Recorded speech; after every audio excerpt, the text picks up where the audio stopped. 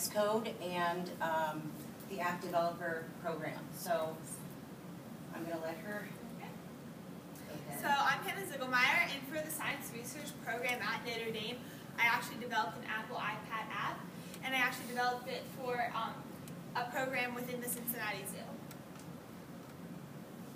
So the big idea, within the past few years, our world has become very dependent upon mobile technology, and most notable of that technology would be the Apple iPads and iPhones.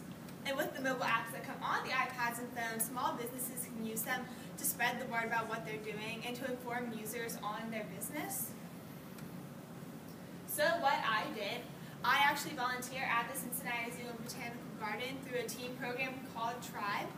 And through Tribe, we did this program called Bottles for Bears, where we designed and developed reusable water bottles to cut down on carbon emissions. And so what I did, I developed an app for the Bottles for Bears project that just informs users on what Tribe is and what they do and how it got started. And so what's next for my app? It is developed and running on devices right now, but I'm currently working on adding more user interactive features such as a mail function so that users can send an email and order a bottle directly from the app without having to go to an outside website. And also I am working on putting it into the App Store, so hopefully within the next few months it will be on the App Store available for free universal download. And so how I did it, I developed my app on an Apple MacBook using Apple Xcode software, and I built it using a storyboard format. And Xcode runs things in Objective-C coding, but a neat thing that they use is this storyboard, which outlines the view controllers so that there's less manual coding and more visual representation of it. And as you can see, I have 15 separate pages on my app, which are controlled by 2 main view controllers. And it just makes it really easy for the creator to see what they're doing and how they're doing it. And it makes it a lot easier to make a usable app that the users can navigate. And so now I'm going to walk you through some of the pages on my app. I actually have my app pulled up here on my iPad.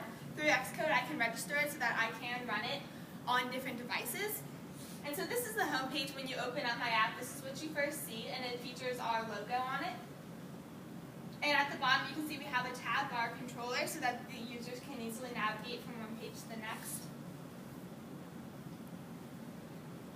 The next page is all about Tribe, and it's a little hard to see up there, but there's a text box that scrolls so that the user can read more information than what is readily available. And there's also a link that takes you to the internet from there, just to a website from the Cincinnati Zoo that just teaches the user more about Tribe.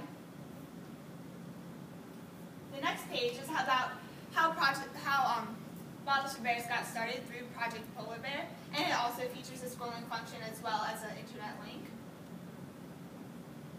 The next page is all about the bottles themselves. If you click the first tab, it leads you to a page. Next page, yeah. That features a picture of the bottle, and then if you click the picture, it enlarges.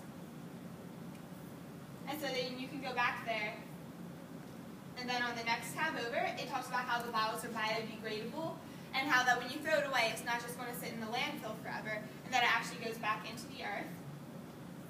The next tab leads to a page about what we're doing with the revenue we develop, and we're actually going to plant trees to reduce carbon emissions even more. So that page is just all about the bottles themselves and informing the users on them. Then the next tab down here, it leads you to a table view on how you can live green, and it scrolls, and it's actually divided into 3 separate categories: reducing, reusing, and recycling.